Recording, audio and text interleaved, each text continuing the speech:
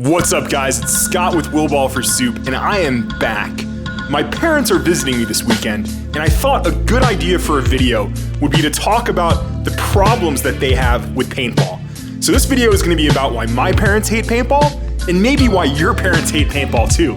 And hopefully we can come to some sort of a consensus about how we can improve the image of paintball in your parents' eyes. I know I have a lot of younger viewers, and this might help them address some of the concerns that their parents have, so that way they can play more paintball and get to the field more often. Back in the day, this is like 7th, 8th grade for me, the rate of fire on the paintball field was outrageous. It was 15 balls a second. Nowadays, it's 10.5 balls a second. But one of the concerns that my mom and dad had for me was that I was gonna show up to middle school, junior high, covered in welts. And they were like, Scott, if you go to school looking like this with welts all over your body, they're gonna think we abuse you. It's a horrible, mom impersonation. But I know some of you younger players are dealing with parents who just don't like you showing up covered in welts. That was one of the biggest hurdles to overcome with them, that they think that they're gonna be accused of child abuse because their kid is showing up to school looking like his dad burned cigarettes on him. And I know that's a horrible thought, but one of the things you can do to reduce the welts, obviously, is invest in padding. You don't even have to have paintball padding. Just layer it up. 2 shirts, a pair of pants, and a pair of shorts underneath. Get padding through layers if you cannot afford official padding.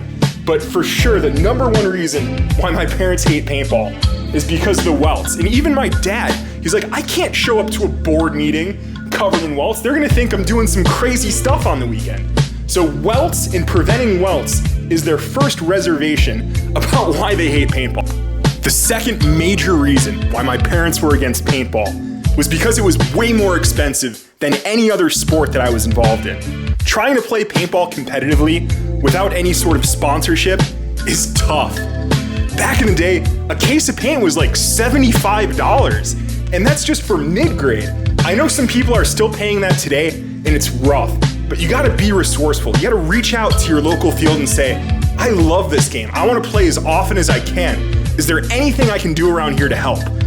Paintball fields are often in very strange, isolated areas, and finding a ride to the paintball field was always a pain to get my parents to give me. It was tough. They're like, why am I driving an hour to take you to the Badlands when you can just go play basketball down the block at the park? That was always a challenge. So I used PB Nation and other sources to network with other older players who were able to drive me to the fields. The other issue with the fields was some of them were sketchy. Some paintball fields are still sketchy. There are a lot of guys who smoke and drink at the field, and that's just not a good look for a kid.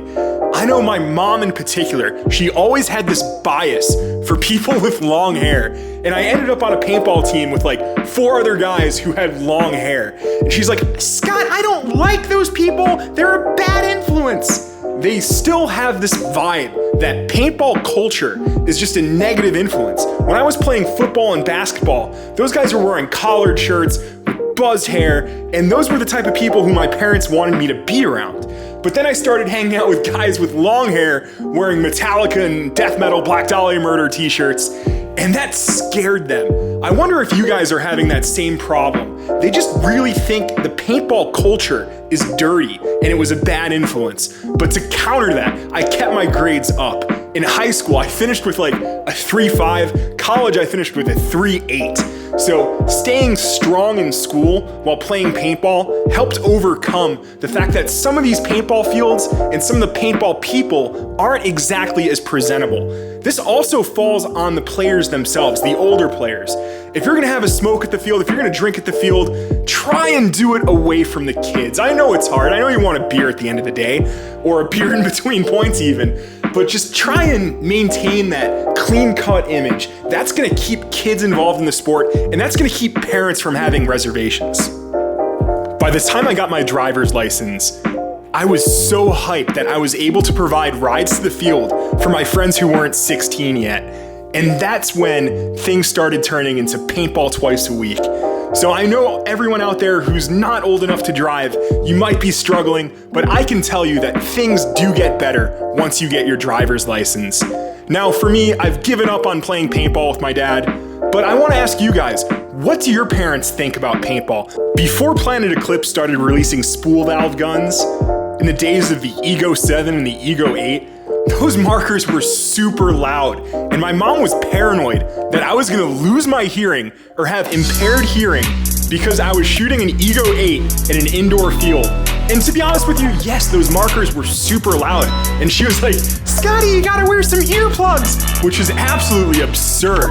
But I had to convince her that the noise and decibel level of my crackety Ego 8 was safe for my ears. She was super paranoid that paintball was gonna cause hearing loss. We saw this wild animal and we didn't know what it was, but it looks like it's some sort of a ceiling cat. I'm gonna try and get the zoom in. Hey, a huge shout out to Connor of DufortMedia for sending over this footage to the Bay City Classic. Connor is incredibly talented behind the camera, and when I want to watch raw footage of tournaments like the WCPPL, I always look forward to his content.